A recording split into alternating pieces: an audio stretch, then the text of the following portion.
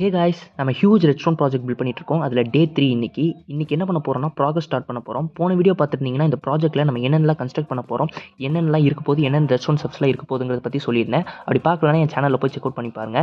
இன்னைக்கு நம்ம project start பண்ண போகிறனால ஃபஸ்ட்டு ஒரு ரேண்டம் சீட் இருக்க ஒரு வேர்ல்டு ஜென்ரேட் பண்ணிட்டேன். ஜென்ரேட் பண்ணதுக்கப்புறம் உள்ளே வந்து ஒரு வேலி சர்ச் பண்ண ஆரம்பித்தேன்.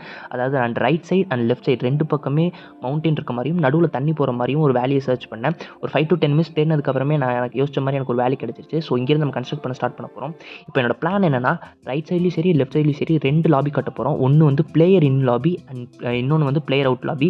பிளேயர் இன் லாபியில் பிளேயர் ஸ்பான் ஆவர், பிளேயர் அவுட் லாபியில் அங்கேருந்து நம்ம கன்ஸ்ட்ரக்ட் பண்ணதுக்கான எல்லா பாத்துமே அந்த பிளேயர் அவுட் லாபியில் இருந்தால் இருக்கும். ஸோ அதனால் 2 லாபி கட்ட போகிறோம். கூகுளில் கொஞ்ச நேரம் தேடினதுக்கப்புறம் நான் யோசிச்ச மாதிரி ஒரு ஸ்ட்ரக்சர் கிடச்சிருச்சு. ஸோ மிஸ்டர் எக்ஸை வச்சு கீழே பேஸ்மெண்ட் நானும் மேலே டூம் வந்து அவரையும் கன்ஸ்ட்ரக்ட் பண்ண விட்டுட்டோம். ஸோ நினச்சதே டைம் ரொம்பவே கன்சியூம் ஆயிடுச்சு. கிட்டத்தட்ட இது கன்ஸ்ட்ரக்ட் பண்ணி முடிக்கவே 2 ஹவர்ஸ்க்கு மேலே ஆயிடுச்சு. அண்ட் அந்த பக்கம் வந்து இதே காப்பி பண்ணி அந்த பக்கம் ஸ்ட்ரக்சர் பிளாக் வச்சு பேஸ்ட் பண்ணிடலாங்கிறத என் ஐடியாவாக இருந்துச்சு. பட் மிஸ்டர் எக்ஸ் என்ன சொன்னார்னா, 2 பக்கமும் ஒரே லாபியை வச்சோம்னா கன்ஃபியூஸாக இருக்கும், எது இன்னும் எது அவுட்டுங்கிறது கன்ஃபியூஸ் ஆயிரும். ஸோ அந்த பக்கம் நம்ம ஒரு சிம்பிளான டிசைனில் ஒரு லாபி கன்ஸ்ட்ரக்ட் பண்ணிடலாம்னு சொன்னார்.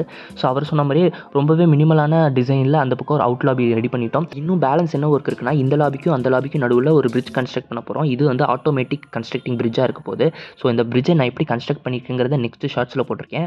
பார்க்கணுன்னா என் சேனல் நேம் கீழே அந்த ஷார்ட்ஸோட லிங்க் கொடுத்துருக்கேன், கிளிக் பண்ணி பாருங்கள். இந்த ஹியூஜ் ரெஸ்டாரண்ட் ப்ராஜெக்ட்டில் அடுத்து என்னென்ன கன்ஸ்ட்ரக்ஷன் பண்ண போகிறோம், என்னென்ன ரெஸ்டாரண்ட் மெட்டீரியல்ஸ்லாம் யூஸ் பண்ண போகிறோங்கிறத தெரிஞ்சுக்கிறதுக்கு நம்ம சேனலை சப்ஸ்கிரைப் பண்ணி வச்சுட்டு பெல் ஐக்கானை கிளிக் பண்ணி வச்சுக்கோங்க. Signing off.